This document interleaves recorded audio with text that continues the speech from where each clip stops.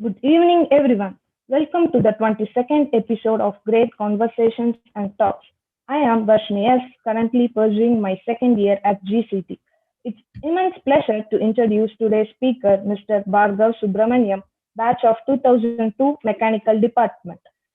Mr. Bhargav is a serial entrepreneur, a mentor to startups, as well as a mentor to many students who wish to get into the Indian startup ecosystem. Today, he will be speaking about why a startup is good for your career and how to get into it. Before moving on to the webinar, we have some ground rules. If the participants have any queries or questions, please use the chat box. It's an honor to have you here, sir, and the floor is all yours. Thank you.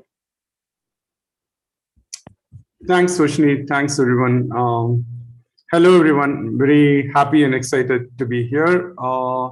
We will have the rest of the day talking a bit about what startups are and what do they look into and how you can get into them. So that's the broad overview of what we'll talk about.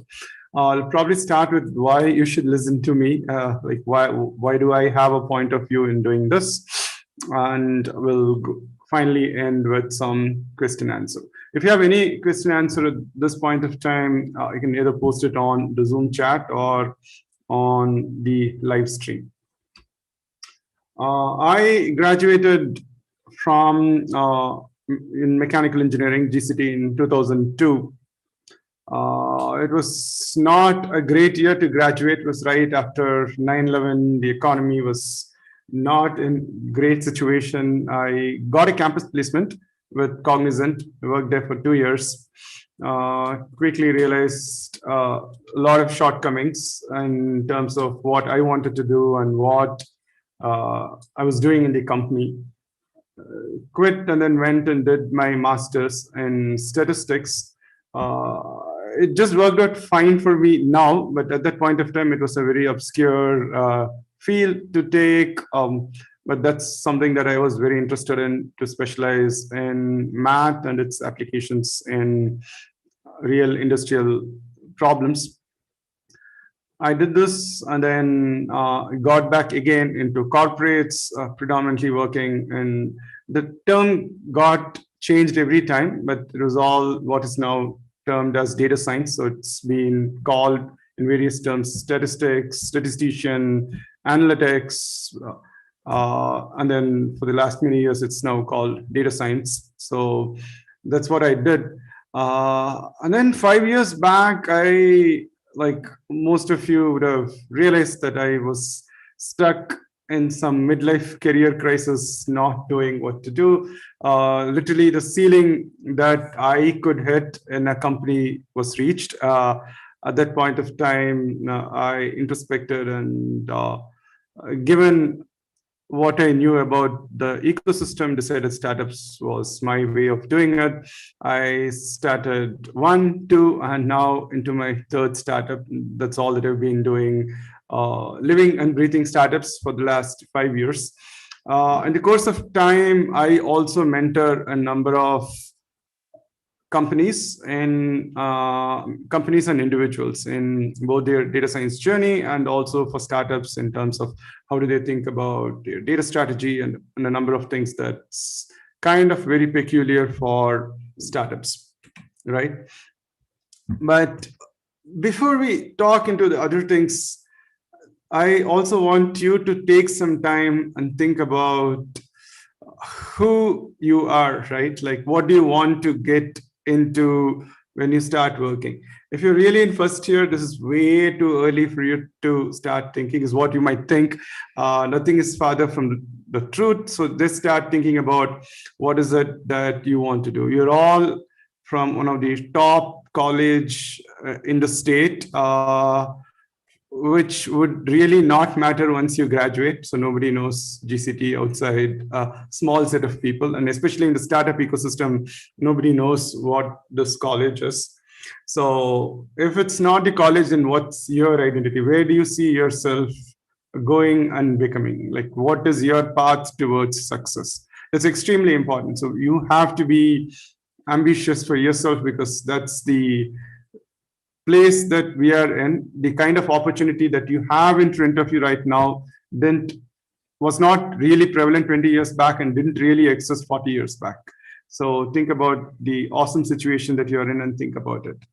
Let me start with talking about what are startups, right? So a startup, like literally, is like a set of people who get together in a house, in a garage, or wherever you see, and they just start solving a specific problem for a specific audience, with the goal to build a business that is eventually repeatable and scalable.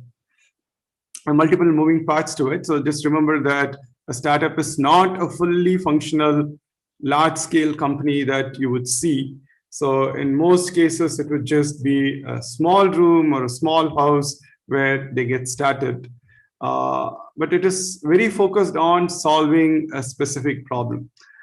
A number of startups just started as a college project. Okay, so Google is a great example. Two PhD students from Stanford, they just got frustrated with how search was being done on internet. They just wrote a paper and eventually found a way to productionize it. At that time, every single site that was out there was very clunky, had a lot of information going on. These guys came and they'll just have, if you remember how Google search was 20 years back, it was just one search box and then you go search and then it gives good result. It was singularly focused on solving one specific problem. Facebook started off in a similar way, that someone in college decided, Mark Zuckerberg decided that, okay, we want to connect everyone in the college, in his college. And then now it's now a very huge company, $600-700 billion company right now, right? So to tell where startups are in the entire ecosystem of companies that are out there, startups is just something that you get started with. Just don't misinterpret startup with a small business. Someone who's been doing a small business,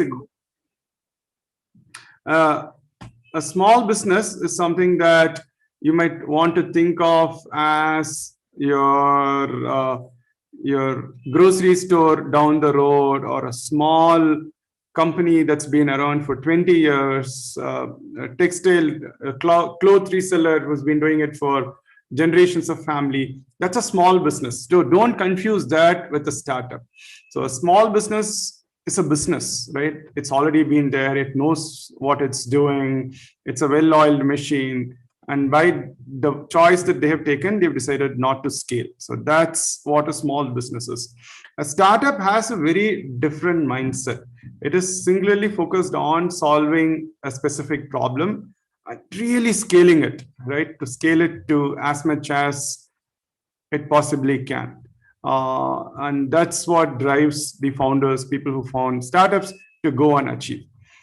Generally, their fight or whomever they take on is not a small business. They take on large enterprises. Enterprises is, so you would know, they're really large, tens or hundreds of thousands of people in the organization, large companies that are out there. They also do extremely stellar work, but because of the way it is structured, it just takes a lot of time for something to happen. So just remember where startup fits in this entire ecosystem. And when you join a startup, or a small, so don't mistake between a startup and a small business. They're very different from, startup is very different from a small business and an enterprise.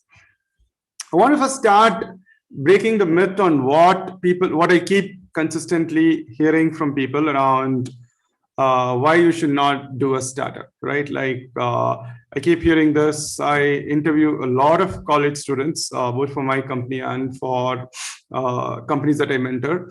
And this question repeatedly keeps coming up, that startups are extremely risky. Like, why should I join a startup if I don't know if the startup will survive the next year or another 2 years, right? It is risky only for the founders, because they are the ones who put in all their money and stuff like that, right? When you join, it is not risky as an employee, as an early stage employee, or whenever you join. As someone who's joining a startup, it's not at all risky for you. The kind of stuff that I'll talk about advantages in the next slide, but remember that it is risky only for people who are starting up. Yes, most of the startups, more than 99% of the startups that start fail, but we live in a very golden age where the benefits that you get even from a failed startup is significantly more compared to working in a large enterprise. The second very common thing that people come and ask is, okay, startups, oh my God, it's long hours. People are always working. So two things to it. If you like what you're doing, I mean, the time doesn't really matter. That's one. The second thing is, it's a myth that in large companies you don't work long hours, right? So it depends on entirely the team that you join. Like, for example, when I worked in Cognizant, I had extremely long hours, right? So it's not like you work in a large company and you don't do long hours. It's not like it's only true for startups. You don't get fancy offices. So that is very true that you don't get fancy offices. It's not like life doesn't have its own trade-offs. But that's purely your thing, that do you want free coffee or do you want a place where you're set up for long-term success of your career, right? Now, if we break those myths, I'll start talking about why a startup is extremely good for you, especially when you're in college, just graduating right outside college, or you're just very early in your career. The kind of work that you do will be cutting edge. The very reason a startup comes is that it is finding a very interesting, novel way to change something that's being done currently. It can be in use of new patented ideas. It can be in terms of new technology, or it can be a new framework. It can be a new market itself. But whatever you do, it's making the world a better place. You'll work on something which is industry defining, industry reshaping, cutting edge work. Typically, startups have no hierarchy. You would never have HR, someone to do a whole bunch of hierarchical stuff. Typically, you will always have your founder CEO in your WhatsApp, and then you can just ping, and then you can talk. Decision happens like this. It happens in a fraction of a second. You want to do something, people bend backwards to ensure that happens. You get heard all the time. You're made extremely responsible. When you join a startup, because there are no managerial line, there is no one who's a gatekeeper. So you just get started doing actual stuff right from the word go. You don't get commoditized in a startup. You can be yourself. For example, you work and then after 2 months you come and tell, okay, I no longer want to work on this project. I want to do something else. And this is what I see. There's a challenge. I want to do it. You can just start doing. Nobody will tell no, right? In a large company, you're restricted. You cannot get access to many of the other resources. And people just treat you for billing to the customer in a number of cases. And of course, you work on relevant problems. You work on things which a customer will immediately see. For a lot of people, if you talk about what happens in industry, like if you take 6 months time, you go and ask, okay, what has been something that you worked very relevant? Number of things that they might tell is 1 or 2 things. But here, every hour you will be working on 1 or 2 relevant things. So the scale at which you work is extremely wide and varied. You will learn a lot of things, right, from technology. You understand a lot about how you use about yourself too. The kind of learning in terms of tech, in terms of your knowledge, in terms of how you communicate, everything is amazing. The benefits is generally lasting long. If you work for 10 years in a startup or 20 years, and this is something that I see, right, because I keep posting opportunities for startups, and then I also referred people who are 20 plus years experience in enterprise trying to transition into startups. I literally had a startup which said, oh, these guys are too experienced, I cannot take them because they don't have any startup experience. But going from a startup to a large company is always easy. So it's a benefit, even if it doesn't work out, even if you think that doesn't work out for you after some time, the impact that it has on your career in a long term is significantly superior. All this is okay, right? But also, what's the financial impact? just because of the learning that you get, because of the faster trajectory that you're put in, you will eventually end up with much higher salary. In most cases, even the starting salary in a startup is significantly higher than what most large companies pay. But if you take 5-10 years down the line, the salary that you get will be 2 to 5 times more than what someone gets paid in a large company. For example, this is an example. If you join one of the top 5 IT services company, probably salary starts between 3 and 4 lakhs per annum. In 5 years, you probably will end up in, say, 10 lakhs per annum. A startup, you might start anywhere between 4 to 8 lakhs per annum, and then in 5 to 10 years, if you're really good, you'll be surprised if you make anything less than 50 lakhs within 10 years. Before you turn 30, you will hit that number, right? So that's the pace at which it grows. This is something that I see, right? Like a lot of GCTs, they're all toppers in school and really very, very talented. And then you don't want to work in extremely dumb and mind-numbing work. This is an intellectually satisfying experience because it keeps challenging you in every single time. And obviously, the kind of roles that you get in a startup is significantly wider compared to what you can ever dream of getting in a startup. So I can talk about examples maybe a bit later, right? Well, first start tackling this question that how do you get into startups, right? Like, okay, so now if we assume that, okay, whatever I told is right, and this is what startups are good, how do you get into startups, especially given that no startup comes to GCT for recruitment, but I should also tell that startups don't go to recruitment in any college, right? So because they don't have a dedicated HR team, no one can plan for a year from now. Most startups, almost 99% of the startups don't go for campus selection. So how do you get into these startups? The first way to differentiate yourself is by doing projects. Your projects are the only thing that differentiates yourself, the only thing that will put you straight in front of the people who matter. And if you ask what are the key, like what should the project have, right?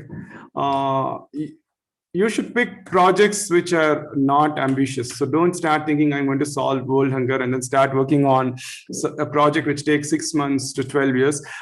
This I'm specifically telling people who want to start working. If you want to get into research and if you want to go and do, say, a PhD in your life, then this advice doesn't hold good.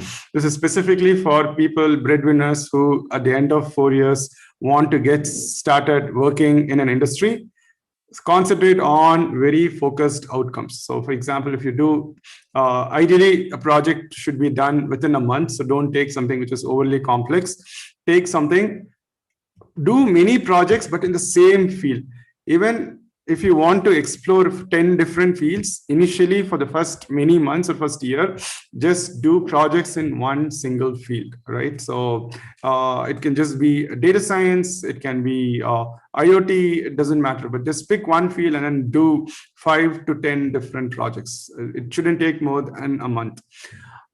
The next thing is focus on the outcome, right? So it should not be something that is only intellectually satisfying to you. It should also create some meaningful outcome. So pick something where there's a tangible outcome for some stakeholder at that point of time. So pick something. For example, you pick a project which is weather monitoring or any of those things, projects that you take, it should have a very tangible outcome. Make something which is original, because people will ask you to go over the code, and now they have all those tools which can look into what you have done and see if it's an original thing or if you've just stolen from somewhere, right? Especially do not steal in this day and age, because the tools that companies use are so varied, and if you haven't done it yourself, you will never be able to answer questions that's relevant to you. But so take it. When you finish the project, the reason I'm telling 2 to 4 weeks is this is all about doing the project and what you do. The right side is something that I've seen most of the candidates that I've interviewed are very terrible on the right hand side of things, which is extremely important. You need to create a presentation. The presentation can be between 5 to 10 slides, but talks explicitly about what problem you solved and what outcome, what novel methodology that you tried. You have to put your code on GitHub so that when people want to go and check, most companies, including my company, we go scan GitHub for candidates who have written extremely good code and then call them for interviews. If you can make videos and put something on YouTube, that's also awesome. But that's good to have, but definitely do a slide, do a GitHub and write about it. Extremely important. So get started putting it on Medium. Medium is the easiest way to get started. If you know how to set up your own site, then that's even better. So just start having your own blog and then start posting it. The reason I'm telling 2 to 4 weeks, I want to bring this point is that if you have ever fixed a very old unused tap in your house, you will know it. When you open it, the kind of water that comes is extremely dirty. The first set of ideas, projects, work that you do will be bad. Most people, I mean, including me, I should very ashamed to tell this, but including me, what we do is that when we present something, when we want to put something out, we want it to be the best project in the world. I can tell you that if you're going to sit on that day will never come in your life. Just start putting it out, because then people will give you feedback and there'll be something that people can see and you will get a positive feedback. Be open to taking criticism, but most people just give feedback on how to get this better and that'll get you better and better. That's one. And second thing is like the tap example. As the dirty water goes away, it comes with clear water. Very similarly, when you start doing many projects, you will be able to associate many different ideas and start doing things which really make sense. So that is extremely important for you to, how soon can you get to novel stuff? If you're just reading papers all the time and not doing work, you will never get that far. You can talk, but when it comes to actually implementing stuff, you'll be way behind people who have actually done a number of projects. So the projects is the first thing, right? The next thing is that you need to know how to put it into a resume, because most startups don't come for campus selections. The first thing that they see is the resume. Unlike large companies where your resume is scanned by a bot, here invariably either the founders or one of the leaders in the company will look into your CV. So when you have something, your resume should be extremely important. You could have done 100 things in your life, but when you write your resume, it should be focused. When I see that resume, I don't spend more than 5 or 10 seconds in a resume. With that time, I know if I want to further look into the resume and call that person for an interview or not, right? When you have something telling that I have done one IoT project, one data science project, one networking project, one UI project, one full stack project. I've also made some YouTube videos. I can tell you that I'm not going to call that person. He or she would have done a lot of projects, but you know that this person has no focus. When you apply for something, ensure that your resume has only one focus area, no two, just one, right? If it's IoT, it's just IoT. If it is data science, it's only data science. If it's UI, it's only UI. You could have done 100 different things. That's all fine. It can be on your GitHub and they can go and look into it and understand what else you've done. But on your resume, it should be focused on only one thing. And it should have that 5 to 10 different projects that you have done, talking about focus. When you apply to a startup, no one knows GCT. They don't care about your department, your grades don't matter. They don't look into any of those things. They only care about how you can help them that problem right now, because there is no training department there. When you go there, you're going to just started working right away. Every startup, including my startup, we understand that you're not industry ready yet, but you will be put into industry ready projects. And that's a leap of faith that every startup takes with the right student. To do that, of course, projects help, but you should also be very focused in what you have in your profile. Have links, ensure that the links work, links to your blog, don't give a blog and have only one thing written, right? So have enough of it written. So that's why I'm telling you, if you do 5 projects, have 5 write-ups and ensure that you have something around it. Most people, I've seen a number of people add your photo on your CV. Please don't do that. It adds to the size. Nobody shortlists you based on how you look or don't look. So don't do that. Keep it professional, very straightforward. And talk about any of the reports that you have. Give further links that they can go and look into, right? common question that I keep hearing, like, okay, all this is fine, but kind of startups that I see are all tech startups and I know nothing about coding. What do I need to do, right? It's like this. So now this coding is just a language. Language is just a means to express yourself. It can be your thoughts. It's just a way to automate whatever is happening. Instead of manually going and doing, you're just doing it. Last thing I want you to do is go stand as a floor manager for 8 hours a day in some godforsaken area. Please don't fall into that trap.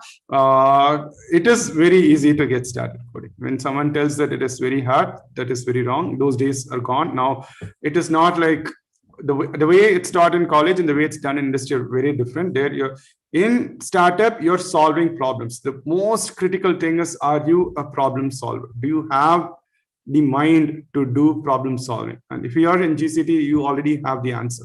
That's precisely why you're here, got great marks, and you're refining your toolkit in that particular area. If you want to get started, the entire spectrum of what you can do is a wide variety of things, right? Full stack, if you just see how you've been taught, one thing I really want to tell that there is like literally, except one place, I don't have C++, which is what they teach you in college. A number of industry relevant, most of the industry relevant work doesn't happen in C++. Okay, I should tell. Unless you're really working at a very low level stack or working at operating system level, which very few companies in India do. There is literally no benefit that you get from doing C++. So build industry relevant skill set. If you want to do web development, HTML, CSS, JavaScript, and also obviously if you want to do mobile, you can learn Flutter. You can literally work a whole lot on databases. So SQL is the most important thing. If you don't want coding, you can pick up how to do data analysis. Tableau is by far the easiest thing. Tableau public is free. You can just download it and then work. It works well on Windows. You can just download it and try it, build your own projects on how to visualize data. There's a huge market for doing it. Some of these things require slightly more technical knowledge. For example, if you want to do DevOps, then obviously a lot more knowledge of how internal systems work is needed. On the other hand, if you're just making content, there's a huge market for creating content in startups. Okay, the kind of content they cannot afford a large agency. Most of them want to do it in-house, and that makes a good differentiation. Every startup knows that. So it can either be writing, or if you want to make images, making videos, there's a whole market for doing it.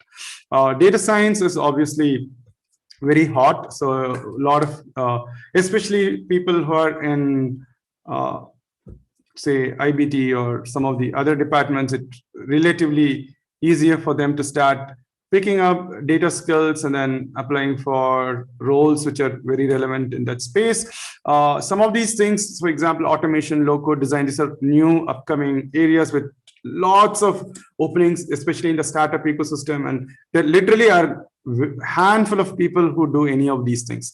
So if you know how to build automation, predominantly, if you can see, Python dominates. A lot of startup still is driven on Python or JavaScript. So those are the two hottest technologies if you can ever learn on technology-wise. But also if you want to do something just using no code to build quick applications, then there's a whole bunch of things that are coming up where people want to build internal applications or build applications for the client, which is not in the same way as full stack. So that's why it's the opposite. So if there's a code way of doing it, the same thing can be done in some version using the no code way of doing it. And it's one of the hottest emerging paradigms that there.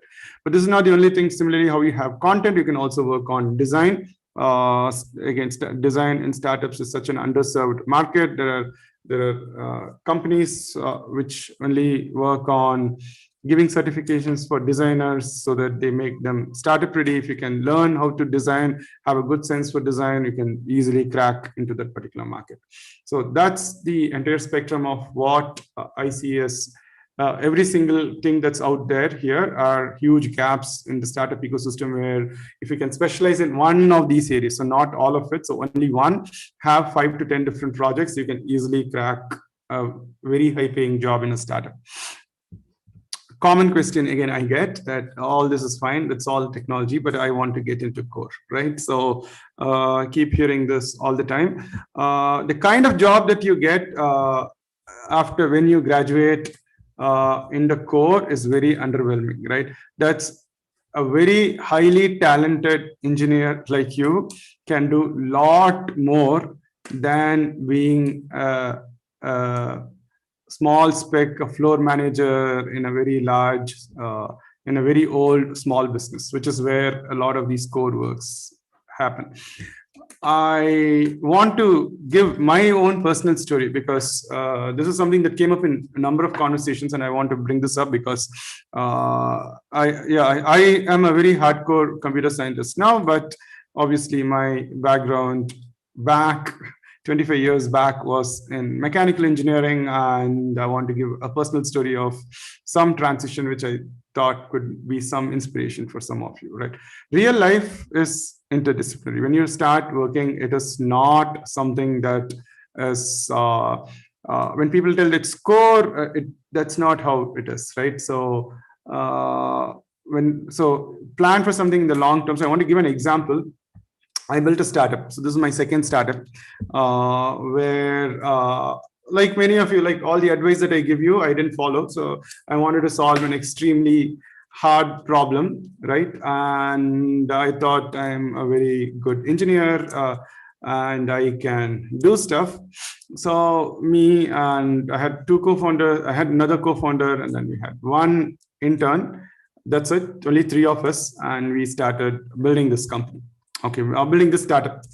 The startup's work was, so if you see oil and gas, which is what drives a lot of energy, while we are moving towards cleaner energy, solar and electric, still most of world's energy is still driven by oil and gas. And it uses, so if you see an oil and gas, so this is like a remote installation. This is called offshore. So offshore means deep into the sea. People will drill a lot of huge, these are like kilometers inside, and then get oil from there. Western Africa, just shore outside Western Africa is now a very hot region, but there are multiple places where oil rigs exist, right? Now, this is a place where a lot of IoT sensors is needed because humans cannot live, right? Like thousands of people cannot live. They all live in a ship, and the ship typically keeps changing every 6 months. So you need to go into the sea, be stationed for 6 months before someone comes after 6 months and swap you out. You come back to your home station. Now, obviously, it needs to be automated. The amount of automation is insanely important. IoT drives the entire stuff, right from measuring the various sensors. Now, when you have internet enabled and doing a remote monitoring, say in an office in Houston, Texas, you can have any kind of attack that can happen. It can be a rogue player. It can be a nation state which wants to attack. Different kinds of cyber risk can happen, right? So then what we wanted to build was to build cybersecurity on these IoT devices. Now, this is a very, very specialized case for some of the largest IoT installations, most expensive installations ever in the world, right? These are oil rig. I don't know if you know, it takes about $3 to $4 billion just to set up one oil plant. So the amount of money that we are seeing about even a day's stoppage is insanely high. Now, when you have something like that, I want to know where different IoT. So this particular, this is a miniature ship, but the actual one will be significantly big. It's just be floated there. There'll be at least 100,000 sensors in that particular ship. So it's a complex graph with various interactions. So you need to model it. You need to get real-time insights about what actual performance is, and you need to tell if this outlier or not. Sending data to internet is no longer possible, so you need to do it edge processing. Edge means on the device itself you need to do it. The data, I don't know if you've ever worked in a sensor, you know that it sends multiple data even within a second. So complex data engineering is important. Not everything can be done using human rules, so machine learning is important. At some point, if you want to do it for more than one oil rig, some cloud compatibility is important.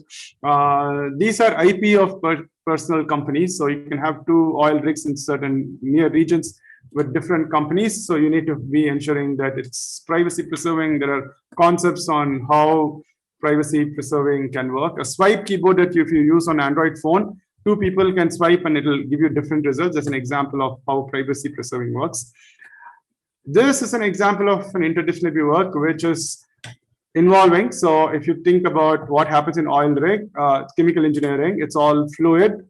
You need to know a lot of fluid mechanics, civil engineering, a lot of mechanical plant concepts that comes in terms of heat transfer and thermodynamics. That's what drives the stability of what's happening. You can see everything is driven by computer. You need to do that. This has to be kick-ass interface. So design and human-computer interaction is extremely important. So one particular project, you can think that one startup with just 3 people can do this, which requires knowledge in every single engineering discipline that's out there. So just remember that when you start thinking, I want to get into core, all you're doing is that you're cheating yourself, right? Because the world is much larger. You can do significantly more if only you know how to handle case studies that spreads in the entire industry and not just for yourself. This was entirely built by one intern, so I can tell you that he didn't go to a college, he didn't come from a college which is remotely as good as GCT. So I can tell you that you guys are phenomenally talented and you can do it. So just remember that the kind of problems that people are looking to solve and can be solved are a lot, and you just need to take a leap of faith. Now, I talked a lot about projects, right? So shifting gears, where do you find projects? So if I'm telling that you need to make industry relevant projects, how do you make that industry relevant project? The first thing is that do internships. Internships are not in-plant training. So just remember that. So going there, walking around a plant for 2 weeks and then getting an internship, or paying money to a training institute and then getting an internship certificate are all bogus. It doesn't help you at all. I can tell you that. Okay, what you have to do is work with credible startups, and the startups. Not many people approach startups. If you can just approach a startup, and we also help a lot of students get placed in startups, both for internships and full time. You just need to get into the proper company, do a project for 2-3 months. That itself will give you an enormous amount of exposure. That's one way to build credibility and get projects. The second thing is, you can do a lot of open source projects, or many of these libraries are open source, so you can just contribute to it and build some name around it. Ideally, at the stage where students, you should definitely be doing open source projects. That's something that will be a huge differentiator for what you do. The third thing is what I call micro SaaS, like build up entire thing which is end-to-end and create a site and put it out there. Maybe if people use it for free, or you can charge money, but learn how to build something out. If you've already built a small product and that's out there, your entry into a startup is so easy, right? So I will talk about this, about how we recruited someone from GCT. Just because of this, maybe the end of someone can ask me as a question, I'll give a story of how we actually recruited someone, because they really did one of these things, and that they applied for a different job, but we were so impressed with what he had done that he has a very open role in the company right now. This is specifically targeting to people who are already working. I have already graduated. I'm already in a core, or I'm doing something which I hate. What do I even do, right? All the points that I told right now still hold good. If you can build, the thing is, you're already working in some domain. You cannot shift domains easily. For example, I work in automotive. Suddenly, I cannot get into insurance. So no. But if you can gradually pivot based on the domain and have projects, take skills, it doesn't matter what kind of role that you did in the past. There are tons of companies that want those kind of people. For example, you work 2-3 years in a mechanical company and you want to get into a core company and you want to get into, say, analytics. there are like, I can tell you hundreds of companies are looking for people like that who can bring in the domain experience, because the founders don't know or don't have in-house experience in that. The only reason they don't recruit people that is that because they lack the relevant industry skills for their job. If you can bring that, you will become an immediate domain expert. You can immediately come and then try. So there's a lot of thing that happens. It doesn't matter if you're a floor manager, but you can just get into analytics just by having relevant projects and getting in there. One thing I highly recommend is just don't go waste money. I know a lot of people do 50,000, 1 lakh, they spend on training courses and do it. No one in the startup cares about those degrees and certifications, right? What you do in the projects, which is relevant, or if you have startup experience working in other startups, that itself will be a huge differentiator. We are here to help you succeed, and this is something that I've really focused myself to get a lot more of you exposed to what happens. It's to in startups, not be stuck with a 3 lakh salary, but be getting you both intellectually satisfying job and also financially rewarding job. Build a very good network, be on LinkedIn, whichever network that you're not on Facebook and Instagram. So be on LinkedIn, keep posting about it, build solid portfolio. Ethics is extremely important. Have very good work ethics. In the long run, in general, my experience working with, I do work with a number of GCTians now, has been that you guys come with extremely very good work ethics. Do that, maintain that. It's extremely important. One thing that invariably all of you suck at is in communication and storytelling. I just want to spend a minute talking about it. Communication is not command over English. Okay, communication is your ability to convey what idea that you have to someone. It's not about speaking the fancy kind of language. So think about how you can improve your communications. Just keep talking to yourself, keep recording videos, ensure that whatever projects that you do, every single interview will have these questions. Tell me something about yourself. My name is Bhargav, that's it, you're gone. Okay, start with an impactful thing that immediately leads benefit to what is needed. Storytelling ties very closely. Storytelling is not telling stories like Chanda Mama, but storytelling is how do you effectively communicate in a very interesting way the projects that you've done that makes the other person interesting. If you tell me something about yourself, when you talk for 5 minutes, people are lost.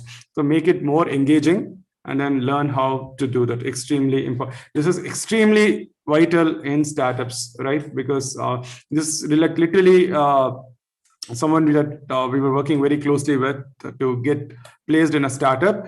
Consistently, the one feedback that he or she was getting was that the communication is very phenomenally technically very good, but communication is not up to the mark. We don't know if he or she will match the kind of thing that we want to do, especially with startups now building remotely. You have clients in US and teams all over India. If you cannot communicate, then it becomes a big problem. Again, communication is not English. It's about how expressive that you are, how confident that you sound, and how engaging that you can communicate. There's literally one thing that really makes you a differentiation in startup is that create more than you consume. Don't be someone who can just read like hundreds of newsletters, keep seeing what others are doing, scrolling Instagram non-stop. Don't be that person. Go create. Very, very important. Create every single day. Everything that you do, it's almost everything that's out there is just meant so easy these days. 20 years back, even access to computers were very hard. Now we have cloud systems, kind of things that you can do is phenomenal. So just make use of it. I'll just stop with this before we go to Q&A, is that we run a Telegram group. I will have someone from the group posted on Zoom as well as on YouTube channel. So please join us. This goal of this group is to specifically help students refine their profile to get them startup ready to either get an internship offer or a full-time offer. So think about it and please join. So that With that, I'll end my talk and I can go to Q&A. Hey, Bhargava, that's an excellent presentation, and we have a lot of questions flowing up in the YouTube channel. So let me post a few. Okay, so here, this is from Pavitra. So what if the startup I joined failed even if I make a good salary? Not all startups survive, right? So correct. That's the question from Pavitra. Yeah, I told that, right? If I have to make a bet, I will bet that startup will fail. Right? So that's how it is. The risks are always, but that's only true only for the founders, right? So it's no longer true that, okay, if you think that there is only one job in the world and that is the job in the startup, so that's wrong, right? That's no longer true. If that startup fails, you can always find a job in another startup or somewhere else. Like tons of companies are waiting. So one of the things, so when a startup fails, I'll talk, okay, this is true because I've gone through that. So I'll tell you what happens typically in a startup failure. When a startup, so for example, say, 5 people, 10 people, or 30 people, say that it's some size, the company has been running for 1 or 2 years, the company has failed.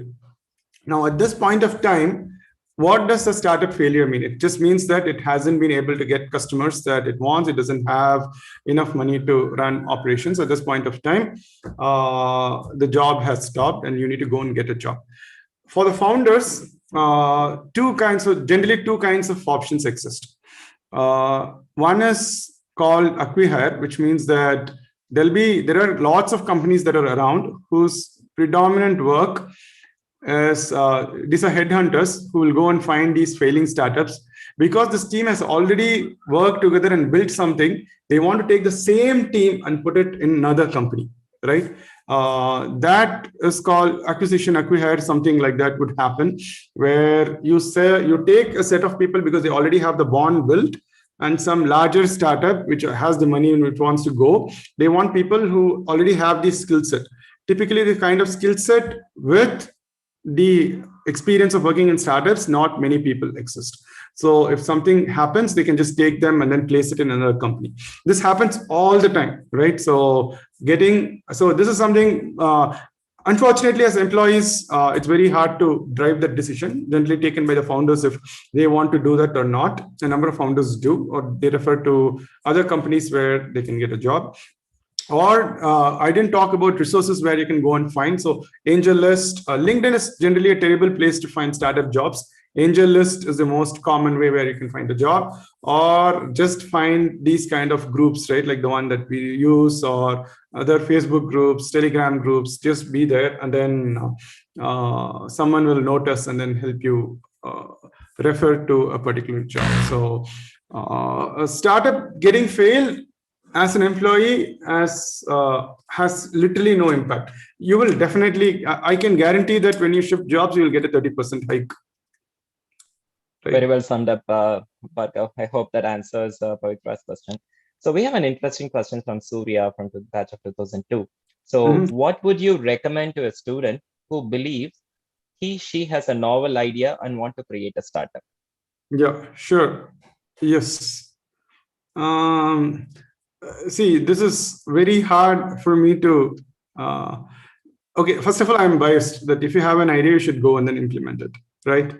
But all said and done, it is a very brutal world that's out there. You need to know, you need to have a good sense of the business side of the things.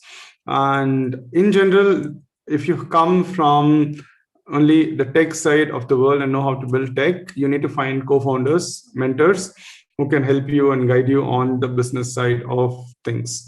So that's extremely important. And generally, this is also the other thing that, as I keep telling, discussion keeps coming up, that for employees make money, founders rarely make money, right? So unless the company succeeds, founders rarely make money. So do you have it in you to take risk at the start of your career for some time before you can do that, right? And my ideal recommendation is work in a startup for 1 or 2 years, understand various things that happens, and then go and then do it. If you do it on, it's not like you will have only one idea in your life. Ideas are dime a dozen. Ideas keep coming, it keeps refining. The idea that you start on day one, and when it becomes a business and when it scales, they're all very different. It's true for Google, it's true for Facebook, it's true for every single company that's out there. So when you start doing it, my recommendation is, especially if you're a fresh graduate, running a business requires knowledge. It's not just building tech. It requires understanding, good understanding of psychology, good understanding of how customer conversations work. So maybe working at least a year or maybe two in a startup, and then starting something your own would be ideal. I know a number of people who come and then tell it, okay, it doesn't matter, I want to work with you, but I can tell you that in a year, the only reason I'm working is because I want to do my own startup. And startup founders generally take those people because they want people who have the fire to prove and then succeed. Interesting, Bhargav. I hope that answers Surya's question. So another interesting question from Ritik in the YouTube live stream. So how startup pitches in clients and how to approach a random person for projects? The two questions. So let me just repeat. How startup pitches in clients and how to approach random persons for projects. Okay, so so this requires some detailed explanation. I'll tell you how this is like so a startup pitching to a client and a large company pitching to a client, they all fall under the same thing, right? You have a value proposition, and then you need to have a very target audience in mind. Like, I'm solving this problem for this specific customer, and that specific customer is not everyone in the world. You should be very hyper focused that when you build this solution, this is that specific person for whom this solution will work. Find those set of people and then pitch that idea. And it can be, you can reach them. You can do cold email. There are tons of services which allows you to find emails, or you can add them on LinkedIn. Generally, cold outreach works slightly lower compared to a warm introduction. It means that find someone in a network who knows something like that. Ideally, the first set of customers should come from your immediate network. Immediate network could be just your alumni, or just be part of some group where these customers hang out, and then start giving value, and then ask if you're interested in working on that specific problem, and then do. So that's typically how you would do as an individual. As a startup, it's predominantly the same thing. It's very easy to tell, very difficult to implement, but it's just that what's the value? So start with outcome, right? So everyone wants benefit. There is a saying: nobody buys a product, everyone buys a solution to their problem. It can be anything. It can be, say, all of us, when we see something, we don't buy, say, toothpaste because toothpaste is a product, because there is some benefit of using a toothpaste. In a very similar way, when you're building a particular product, pitch telling that there is this particular persona for whom this is the value and benefit of using this particular problem, and then pitch it. If there's no benefit, if it's only very good to have, then very hard to make that sale. Thanks, Bhargav. We have a few questions from the Zoom panelists too. So next is from Yash. Yash, go ahead and unmute yourself and ask the question. Yeah. So what does success look like for you? What does success look for me from a startup, or? No, generally in life. This is a philosophical question, right? Okay, so one of the things that this is something that I've been telling right from my first startup, is that my goal is to inspire at least 100 people to do their own startup. So that's something what success looks like. So if someone works with me, my goal is to make them also run their own startups. That's what success looks like me. Way back, I was thinking money, but like when you age, you realize that money plays no role, very limited role in life, right? So happiness is more important, contentment is more important, and for me, enabling people is what I really like. So I want to enable people to go achieve their dreams. I want, I know a lot of Indian startup founders tell the same thing, is that for a very long time, India has been well known for IT services. It's not known for being a product nation. So one of the main reasons I moved back to India and being here is I want India to be known as also a product nation. I think the services tag is not going to go away, but I also want to know there are tons of things that we can build from India, which cannot be, which is at a scale which is very easy for,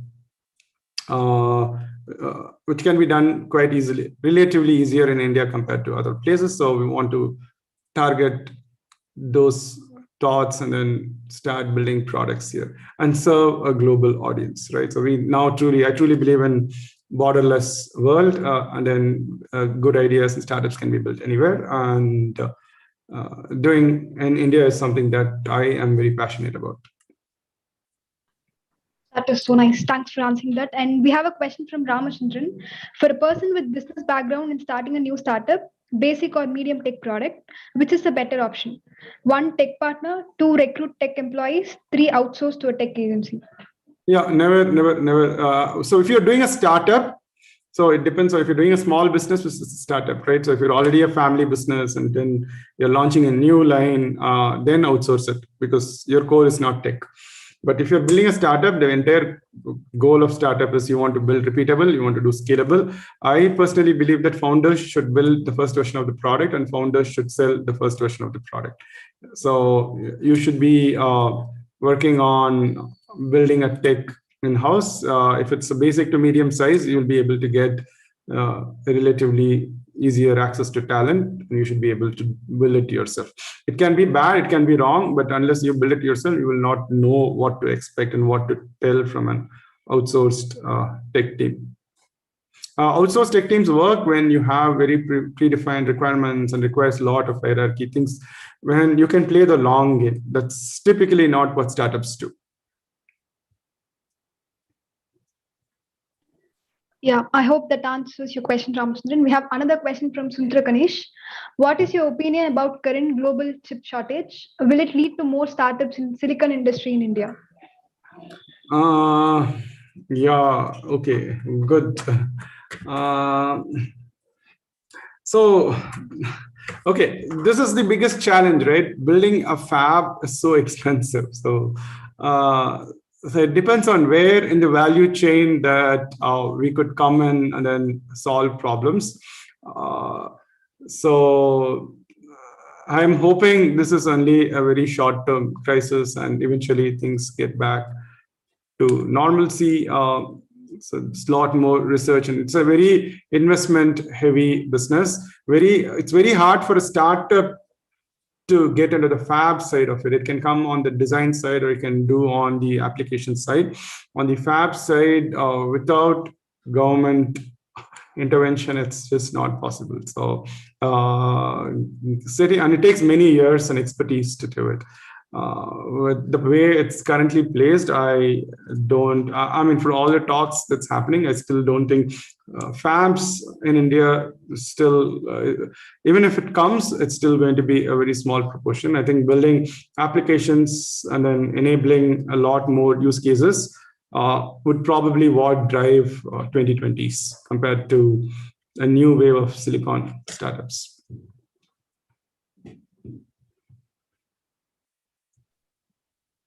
I'm going to post a link for a follow-up questions, Bhargav. So for participants or anybody who has any additional follow-up, they can just follow up, use that link to post their questions. So I'm just handing over the session to Yash to do the closing credits. Yash, over to you. Yeah. Sorry, just before that, hey, hi, Vijay here. Yeah, Vijay, go ahead. Am I audible? Yes, you are. So go ahead. Yeah. Yeah, Bhargav. So can you talk about that particular gentleman, whom you recruited? I think the intent was something else and it turned out to be something else. You said you wanted to talk about it, right? Oh, yeah, sure. Okay. Good point. Go ahead. We would like to hear about it. Yeah, go ahead. For a change, this time I'll use names because he's joining our company. So he's a 2020 mechanical engineering graduate, right? And interestingly, right outside I mean, so very interesting. So in his final year, he had already done a 6-month internship, and so which means that he understands so on. So then he knows what startup is and the ups and downs of what life in startup would look like. So that is one experience. Even to this day, I have no idea what his grades were, right? So I have zero knowledge about that. I don't know whether he even went to college or not, but I can only tell you from the interaction so far on everything else that I remember about him. So he worked in a startup for I think 6 months. So that's one. So I know that there is some understanding, some empathy, and some culture fit that's already out there. The other thing that he did after that was he tried starting something on his own, right? And it didn't really fully pan out, but he did all the right things. For example, one of the ways that which you can do a startup is there are lots of startup accelerators that are out there. Y Combinator is the best one. So he applied to Y Combinator, and yeah, I mean, given the stage that he was in, he didn't make it, right? So what was very interesting and then he works as a content writer in some cricket-based company right now. He came, and then his discussion was all around I want to get back into coding, and I want to do get into front-end development, right? And he had some knowledge about React, and he wanted to get into front-end role. That's when I started talking. So I have three of us co-founders, and all of us talked to him. We didn't exchange any notes between us. We separately, independently interviewed him. All three of us came out with the same thing, that he can be. It's also about understanding where because we've seen so many people about where someone can immediately fit in. He was also shocked. Not a single front-end question was asked. It's not like we went. The role, obviously, that was published to all three of us, and to him it was a front-end role for React developer. We're still looking to hire a React developer. So if you know someone, just let me know. So we did that. We figured out that there are things that he brings into the table which are extremely rare in startup. For example, he can write content. He's very he's an amazing introvert. Okay, so his communication is very. I mean, it is good, and then obviously it can be significantly better, but it's very good. So we all figured out that there is a role for someone like that who can help us and lead growth for us. Now, most of you would not even know, because when you come from engineering, you wouldn't even know what a role of growth does. Is that when we want to reach out to customers, and we want to present, to give a demo of the product, we want to follow up, we want to understand what kind of customers worked, what's the product that worked well or not, what features that they look for, what features did they ask for. So be the bridge between what the tech team does and what the founding team does and what the customers really are asking for, right? In large companies, you would have these as 3 separate teams. You would have a product management team, you would have a customer success team, and you would have a marketing team. In a small organization, in a small startup like us, these roles are fused into one specific role, where this person gets to play the role of a product management, because he will be talking to the customer and understanding what requirements are. He'll also be driving the marketing efforts in terms of outreach, in terms of figuring out who the appropriate customers for the company is, and also interfacing with the tech in driving what needs to be done and when it needs to be delivered, stuff like that. So that's how the role transitioned into. It's a very open generalist role. So things that he has done so far is that he has created, so you might think that, okay, there is no tech here, right? So, but nothing can be farther from the truth. So it requires setting up, say, well, there's a concept called drip campaigns. So if you send email, right? I send an email to you. After 2 days, I want to send another mail. If you have opened the mail, then I want to send a different mail. If you didn't open, I want to send a different mail. So you can set up a flow. This concept is called drip mail, drip email, right? So and this requires an amount of automation and coding to do it. You need to design the email, so that requires HTML knowledge. And then this is something that is working on right now, outside every other thing that I told. And obviously he designed, coded, wrote the content, and deployed the website for one of our product lines. So we have 2 product lines. For one of the product lines, he entirely drove right from how it should look, what messaging should look like. It's all based on conversations within us, within what was happening with customers, and then driving that. So that was done in React. So small win for him who was looking to do. So now in the last meeting, yesterday's meeting, he told that now he wants to do more product management, and we're looking to make him do more of that starting soon. So that's an example of how it works. There are a few more examples. Like I also work with a number of interns with GCTians, and they all have very fascinating story to tell. But that's an example of what led from a React front-end developer to an extremely generalist role in the company.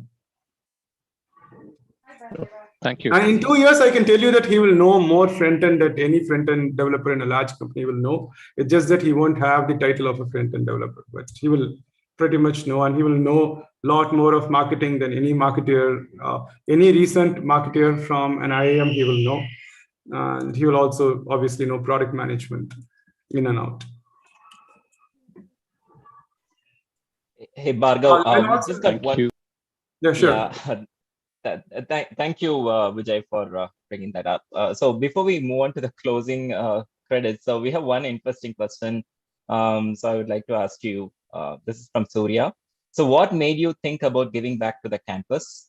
Can you tell us more about your efforts on student career launch initiatives? Yeah, okay. Yeah, I think it's true for all of us.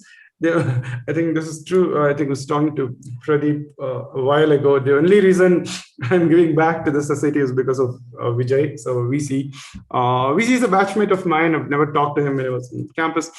Maybe we would have come across a few times. We reconnected recently, and so I've always been wanting, I always recruit from campus. I always take interns. I've been wanting to give back to the students in general, in terms of enabling them. There are a lot of advantages. It's not like it's purely altruistic. It also helps me in being grounded in understanding how I can get better, how company can be benefited. So just like a win-win situation over here. But the very reason we went all in only on GCT this year is entirely because of Vijay Chandrasekhar. So if he was not there, he was not because if he was not taking the kind of efforts that he was taking, and if I didn't see proof of what was happening, I would have never recruited from GCT, right? So very flippant argument to tell as an alumni, but this is also something that I see that training someone to be startup ready is an extremely time-consuming process. Fortunately, unfortunately, there are campuses in India which churn out a lot more engineering talent into the startup ecosystem, and it's generally been easier to work with those companies. Vijay changed that narrative for not just me, for a number of companies to come and open up. Because of me, we've been using this network to reach a lot more companies, and the feedback generally has been phenomenally positive, and I think we should all do a round of applause for Vijay Chandrasekhar for making this happen. So that's a way. If I will not be here, if it's not for Vijay, I had no idea how to connect back with the college and the city. So that's one. The second part of your question is what kind of initiatives have we taken? So this is purely, I think it'll be, I'll be overselling myself, because a lot of what is actually happening on the ground is entirely because of Vijay Chandrasekhar. It's working closely with students, getting their profile done better, getting their story across better. So he does heavy amount of filtering before it reaches me, and I reach out to the network that I have. So I'm part of startup community both in US and in India. So some of the top startup groups I'm part of.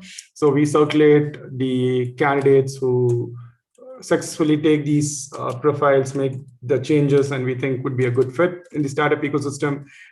We go and make them do interviews, and the goal is to go from here. And we've barely touched the tip of the iceberg, so we want to do 10x more compared to where we are right now.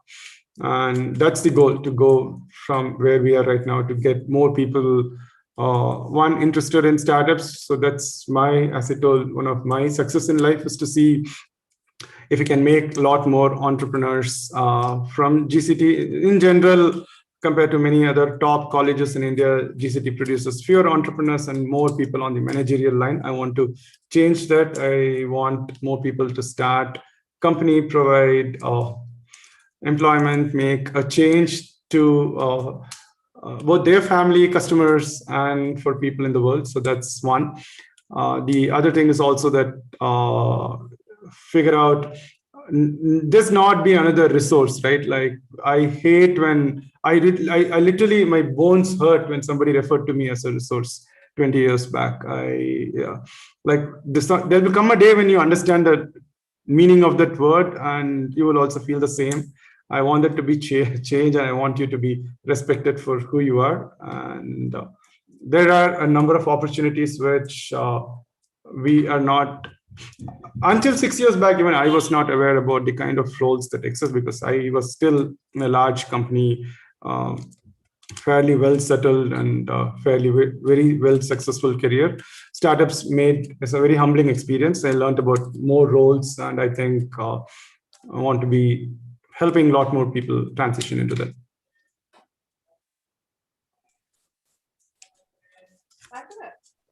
Bhargav, one more question we have Sure. from Niranjana. Yeah, Yeah, go sure. ahead, Niranjana. Yeah, unmute yourself and go ahead. Can you hear me? Yes, you can. You're audible, Niranjana. Bargava, thanks for the very interesting session. If anything, a question now for all that you're saying. So there are people in introvert and other person, whatever. It's about characteristics of a person. I mean, the character strength. Okay. Now startup there are many stages in the startup. Angel funding, A, B, C, D, E, F, G, H, but எந்த சமயத்துல ஒரு college student ஒரு start அப்ல enter பண்ணும்போது first அவங்களோட financial நீட்ஸை பார்ப்பாங்க. ரெண்டாவது அவங்களோட கோர் ஸ்ட்ரென்த்துக்கு அந்த ஸ்டார்ட் அப் ஃபிட் ஆகா அப்படின்னு பார்ப்பாங்க. நீங்க சொன்ன மாதிரி ஃபார் எக்ஸாம்பிள் டேட்டா அனலிட்டிக்ஸ் அதை மட்டுமே ப்ரொஜெக்ட் பண்ணுங்க அப்படின்னு எல்லாம் சொல்றீங்க. So which is very good. So that gives ஒருத்தருக்கு அப்போ ஒரு கோல் இருக்கணும். ஃபர்ஸ்ட் இயர்ல இருந்தோ இல்லை செகண்ட் இயர்ல இருந்தோ third year somewhere that spark should come. This is what I like. This is what I love. And so my career is going to be going in this direction. Abingra was spark for, and then you work on it. And you kind of make yourself very strong in that area. So adukaha, how would one go about it? How do they even figure out what the strength is? I'm asking this question on behalf of all the students. I wanted to know, how do I even figure this out? What makes me get up every day morning that I know this is where, something picks me, and I'm just going to burn the forest around me, being a fire and get out. That is one question. And ideation, adukalla you said, okay, you have an idea, there is ideation club, they talk about it. We have mentors who can guide others. So how do இப்ப பாத்தீங்கன்னா எல்லாருக்குமே இந்த starting trouble இருக்கு. நான் ஒரு கேள்வி கேட்டா அதை தப்பா எடுத்துப்பாங்களோ, இது ஈவன் ஒர்த் ஐடியா அப்படிங்கிறது நார்மலா ஒரு உண்டு நம்மளுக்கு எல்லாருக்கும். At least when I was young, இதை எப்படி ஓவர் கம் பண்றது? So it is not only a technical skills, right? It is about building your own personality. அது எப்படி ஒரு ஸ்டூடெண்ட் கொண்டு போறது? That is second question. மூணாவது, சாஃப்ட்வேர் மட்டுமே இந்தியாவுக்கானது கிடையாது. பிகாஸ் கோவிட்ல பாத்தீங்கன்னா what did we lag in second வேவ்ல பாத்தீங்கன்னா factories, manufacturing. It is not about chips, Sundar Ganesh. It is not about fab. We need manufacturing in India. We must excel as brightly as that of China. Somehow that country figured it out. And COVID second wave பாத்தீங்கன்னா where oxygen tank இல்லைன்னு எல்லாரும் வந்து பார்த்தா where did we go? Only Ambani's and this and that, they have the money. So I want the students to think like an entrepreneur and build factories and get manufacturing in India. Whatever it may be, small or big, அதெல்லாம் கிடையாது. இது தப்பான ஐடியாவா? இது 3 question எனக்கு பார்க்கல. Could you please help me out here? Okay, let's okay, good.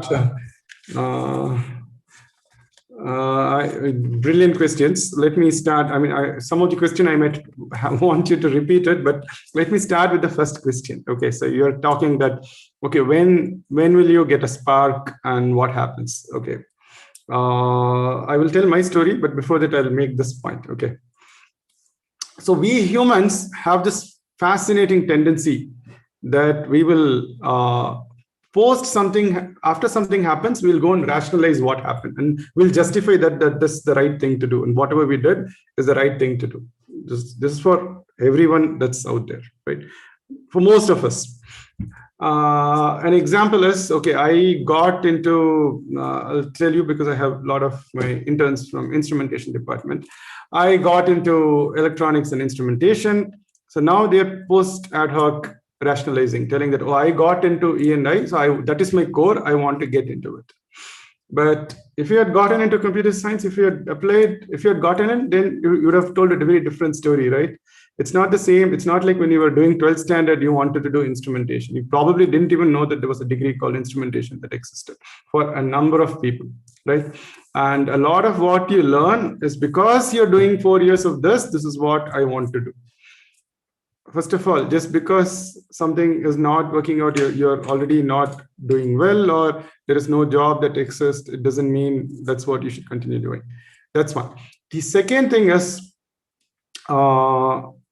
it's true for me also. Like when I started mechanical, at least the way it was taught back then, I hated every single day of my college life. Like I didn't know.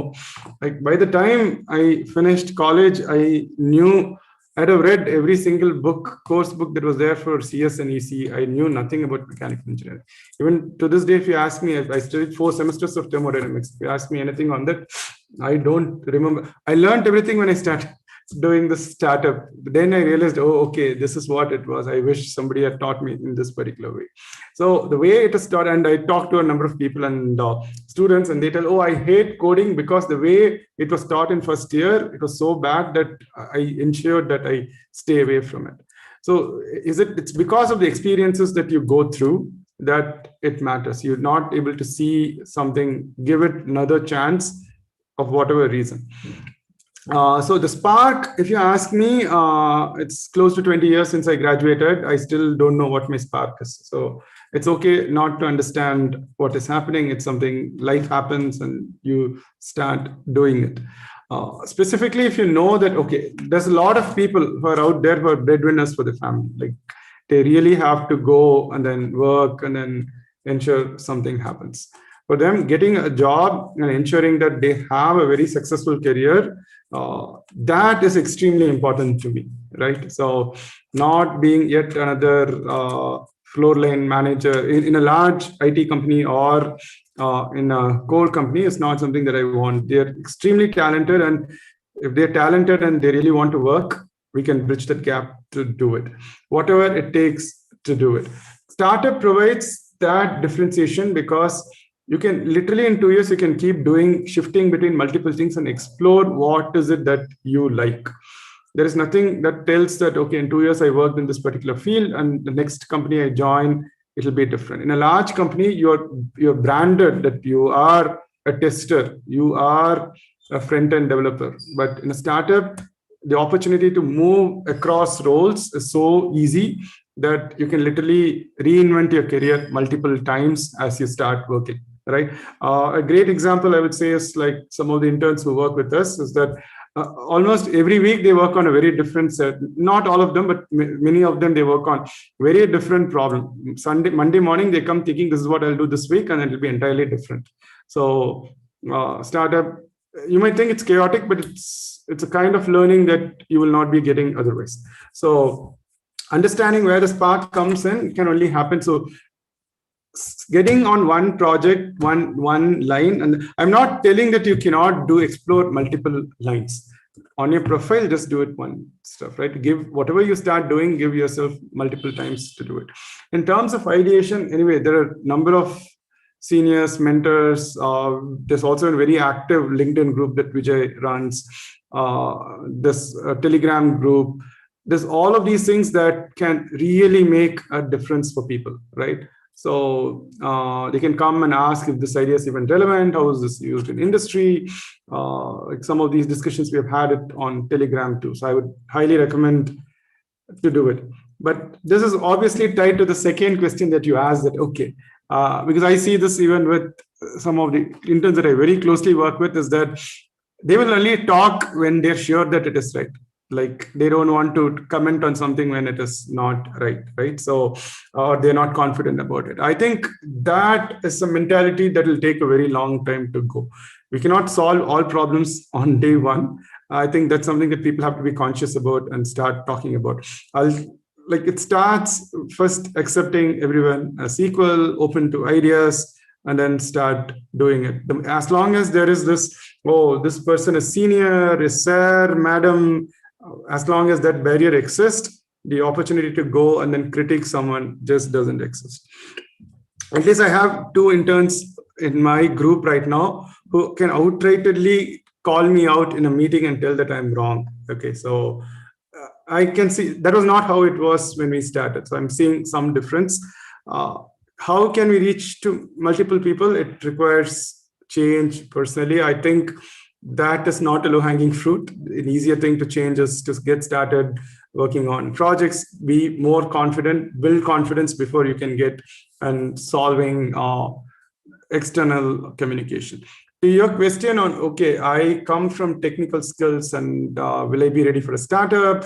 I mean, that's one of the things that Vijay and I are working very closely with many students to make that happen. At some point, at this point, that's all I can tell is that you can take a leap of faith on us and then do it. We still don't have a playbook on how we can reach to all the students that's out there, how that would work. But I don't have a very specific answer here. It's just an open-ended answer. I think the other question that you asked about manufacturing itself, right? So some problems are very time dependent, like only like oxygen was a problem only for a month, and then now it's no longer.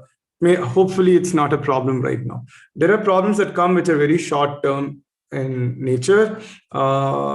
It's not like we can solve all the problems that's out there, right? Building some depth and then solving problems in a particular space is what will build you your differentiator. And at some point, will make a name for yourself. You will.